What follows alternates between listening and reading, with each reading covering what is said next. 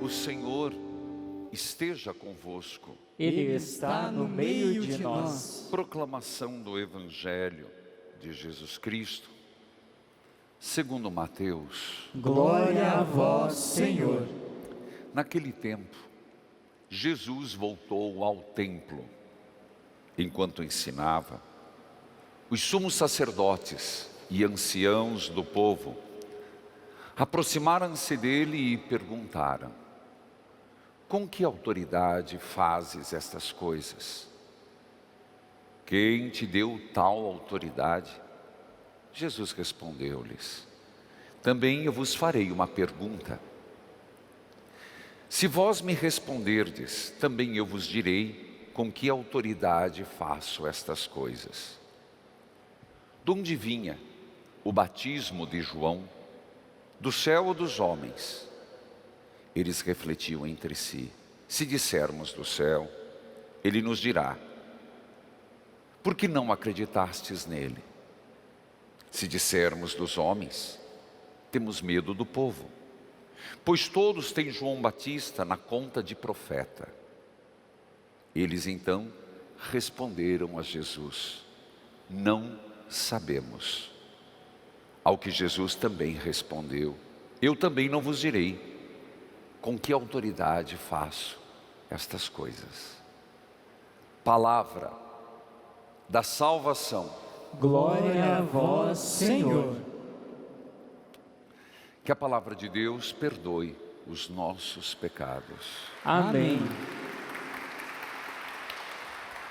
Filhos queridos, povo amado de Deus, neste santuário de Nossa Senhora de Guadalupe, de Jesus das Santas Chagas,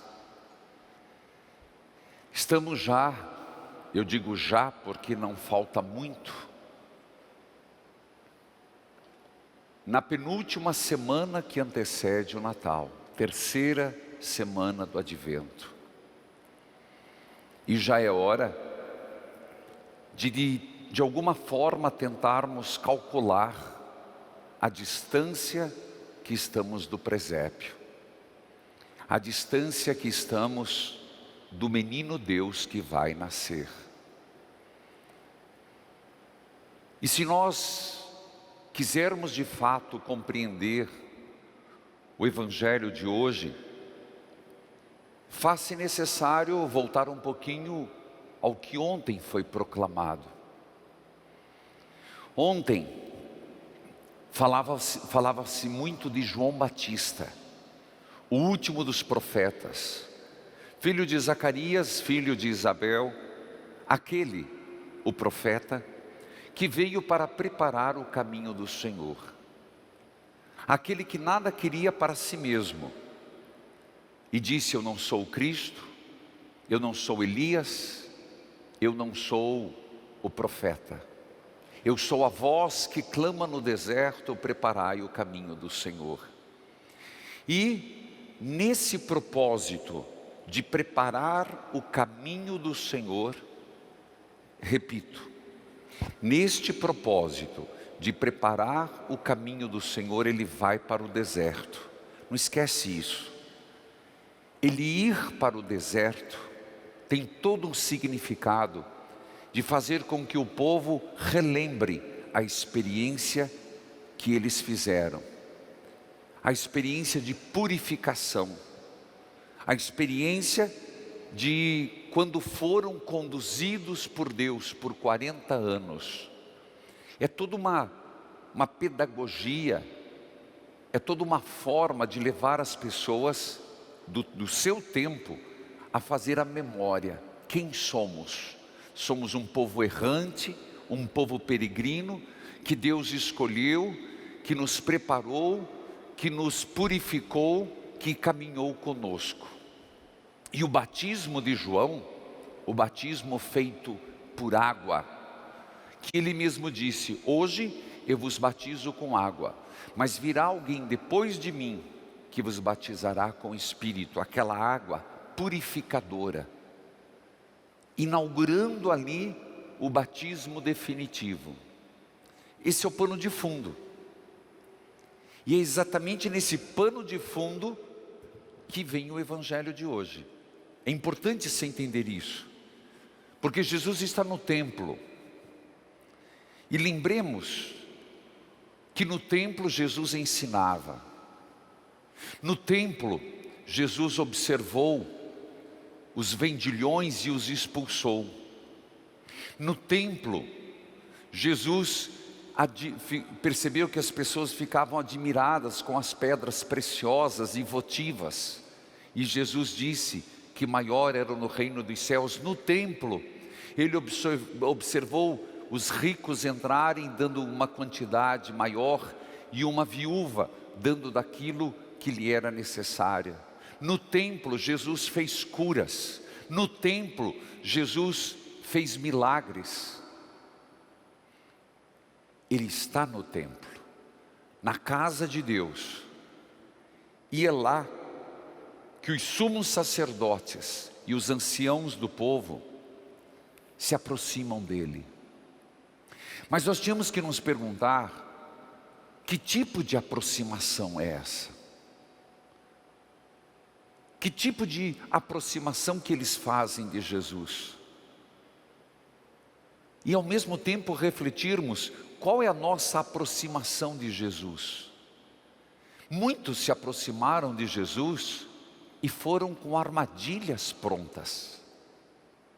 Muitos se aproximaram de Jesus, as crianças, para dizer Hosana ao filho de Davi, quando entrou em Jerusalém. Outros para dizer crucifica-o. Uns se aproximaram de Jesus e saíram convertidos. Outros se aproximaram de Jesus e saíram raivosos. Eu te pergunto, qual a nossa aproximação de Jesus? Nós nos aproximamos dele de que forma? Para sermos discípulos, escutá-lo, a voz que grita no deserto ou no Tabor, este é meu filho amado, escutai-o, e viver o evangelho? Ou nós nos aproximamos de Jesus para justificar nossos erros e tentar achar algo que justifique as nossos pecados? Eles se aproximaram de Jesus, mas eles tinham um coração mau. Eles não queriam aprender. Eles não queriam a verdade. E aqui é uma palavra importantíssima hoje. A busca da verdade. Todos nós deveríamos buscar a verdade. Não a verdade só sobre as coisas, as teologias.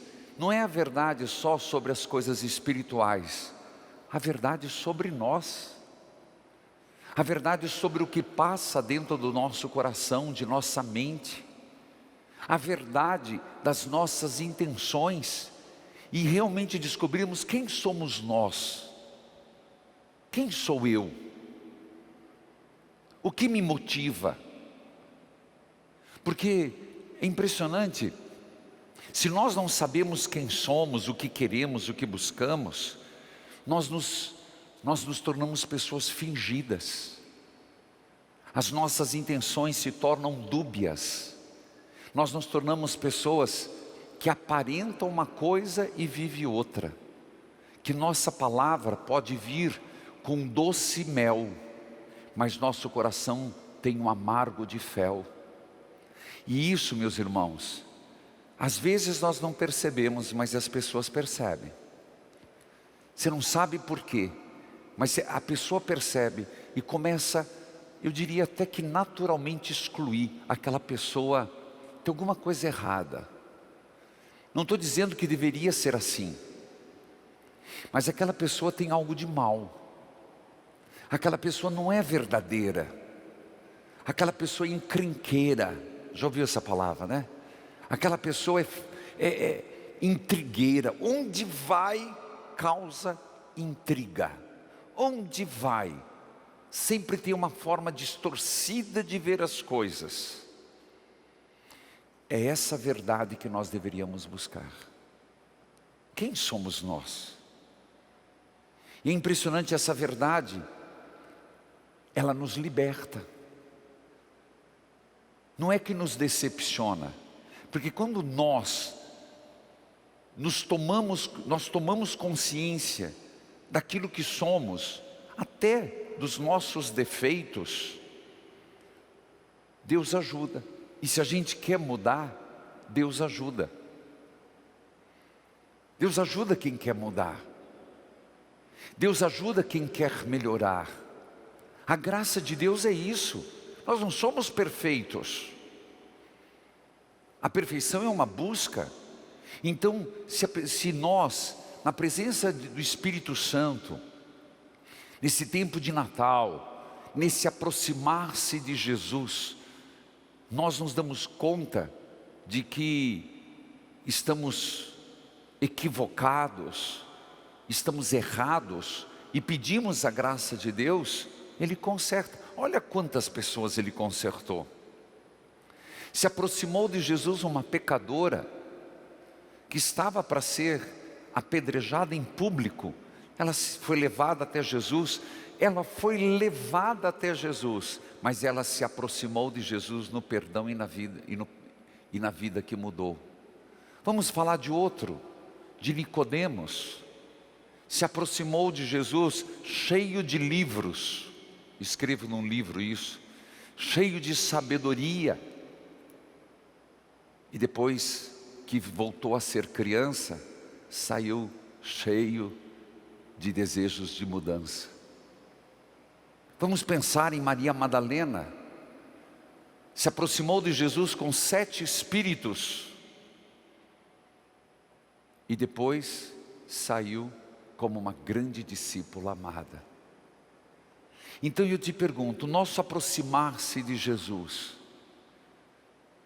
é com que intuito? Eles se aproximaram de Jesus e fazem uma pergunta, e os advogados, quem gosta de retórica, esse evangelho é muito cheio de retórica, palavras muito bem colocadas, mas não é esse o objetivo. O evangelho não é diplomático, ele tem um fundo ácido, porque eles perguntam assim: com que autoridade fazes estas coisas? O que é essas coisas? Ensinar, curar. O que é essas coisas? Perdoar. O que é essas coisas? Ajudar as pessoas. O que é essas coisas que Jesus fazia? Ensinar com autoridade, com uma palavra autêntica, com a verdade. Com que autoridade, Jesus, você faz essas coisas? Ter purificado o templo, dizer que vai destruir e reconstruí-lo em 3 dias? Quem te deu essa autoridade? Jesus aqui não foi diplomático. Ele simplesmente jogou na cara deles, e Jesus faz isso para a gente, hein? A nossa maldade. Você pode ter certeza. Jesus joga na nossa cara, não porque Ele quer que a gente se ferre, Ele joga para a gente acordar. Por isso que eu digo, cuidado, uma das orações perigosas, e eu acho perigoso, é quando eu quero ver a verdade. Essa oração, não peça muito não, só peça quando você está disposto a pagar um preço. Eu quero a verdade. Jesus disse: eu também vos farei uma pergunta. Se vocês me responderem, eu vou dizer com que autoridade eu ajo. De onde vem o batismo de João? Você entendeu porque eu comecei o sermão? Falando por que João apareceu? Que o objetivo de João era claro. Ele veio para preparar o caminho. E veja, eles agora se encontram na sua própria maldade. Porque se eles disserem, não, João vem de Deus, então, se ele vem de Deus, ele veio para que eu chegasse. Ele que não era a luz, veio dar testemunho da luz, e eu sou a luz. Então, vocês têm a resposta. Porque os próprios saduceus, os fariseus, viram que uma grande multidão foi atrás de João Batista e se batizou. Eles perceberam que estava chegando o Messias. Então, se eles admitissem, não, o batismo de João fez muito bem, o batismo de João é próprio de um profeta, ora, é o batismo em vista da chegada de Jesus. Mas se eles dissessem, não, isso aí foi invenção, medo do povo. Por que alguém tem medo do povo? Porque não tem a verdade. O dia que a igreja tiver medo de falar a verdade, ela deixa de ser igreja. A verdade não pode nos causar medo. A verdade tem consequências. Jesus é verdadeiro. E por ser verdadeiro, ele não tinha medo. Podia ter suas ansiedades. Eu acredito que Jesus devia ter suas ansiedades. Mas não tinha medo, a ponto de distorcer a verdade. Então perceba que aqui, o que está em jogo é, se nós vivemos na verdade, não podemos ter medo. A verdade não causa medo. A verdade causa preocupação. A verdade causa consequências. A verdade causa dificuldades. Mas não um medo a ponto de trocar a verdade pela mentira. Jesus tira todas as máscaras dele, não as nossas, né? Por favor, Jesus não quer tirar as nossas máscaras. As nossas máscaras são precisas hoje de tecido. A máscara de TNT, a máscara de proteção, isso não. Mas tira a máscara da falsidade.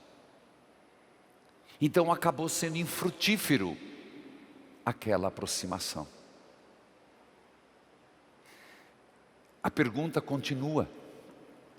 A nossa proximidade com Jesus, o nosso ser cristão, o Natal que está chegando, de 2020, cheio de tantas tribulações, produz que fruto? Hoje é dia de São João da Cruz, doutor da igreja, místico do Carmelo, descalço, reformado. E ele nos ensina muito. João da Cruz, que veio de uma família, num primeiro momento que era rica, mas depois o pai dele era rico e casou com uma pobre, uma humilde. E ele foi, infelizmente, foi deserdado. Com 21 anos, ele entra para os carmelitas, mas antes foi enfermeiro. Trabalhou, teve vários ofícios. Acabou indo estudar em Salamanca. E mesmo estudando em Salamanca, se dedicava aos estudos, mas não media esforços para visitar os hospitais, as casas e cuidar dos doentes. Foi ordenado sacerdote com 25 anos. Mas no seu coração ele queria mais. Ele queria viver mais autenticidade, ele queria viver com mais radicalismo, ele queria uma vida mais intensa em Deus. Foi quando ele conheceu uma grande mulher, Teresa d'Ávila. Teresa d'Ávila que fez com que ele percebesse que ele não deveria sair da sua ordem. Ele podia reformar de dentro. E isso foi uma palavra-chave na vida dele. Isso também às vezes a gente pensa, as coisas não estão boas, vou sair. Não, fique e mude. Na própria comunidade, nem toda comunidade é perfeita. Na tua pastoral, neste santuário tem defeitos. Na tua igreja tem defeitos, porque somos humanos. A pior coisa é alguém dizer, eu não vou mais porque eu não concordo. É fácil. O que Deus espera na verdade é que fiquemos. e com a nossa presença procuremos mudar. Fica muito forte para mim essa mensagem, mas também no casamento. Quem fica pulando de galho em galho, uma hora vai pegar um podre e vai levar um tombo daqueles. Fique na família e conserte o que precisa consertar. E ele provocou uma grande reforma. Mas aquilo que eu disse, a verdade tem consequências. Ele chegou a ficar preso 9 meses. Esses dias eu até contei, privado daquilo que mais ele desejava, a Eucaristia. E a alegria dele era pela fresta da prisão, que chamava-se cela. Não era bem prisão nos moldes hoje. Ficou recluso no quarto. Era ver quando o padre levantava a hóstia. São João da Cruz sofreu calúnias horrorosas. São João da Cruz sofreu muito. Mas ele dizia, ele pedia 3 coisas. 3 coisas ele pedia. Primeiro, Senhor, dai-me forças para trabalhar e sofrer muito. Que coragem. Pedir isso para Deus? Senhor, dai-me forças para trabalhar e sofrer muito. Segundo,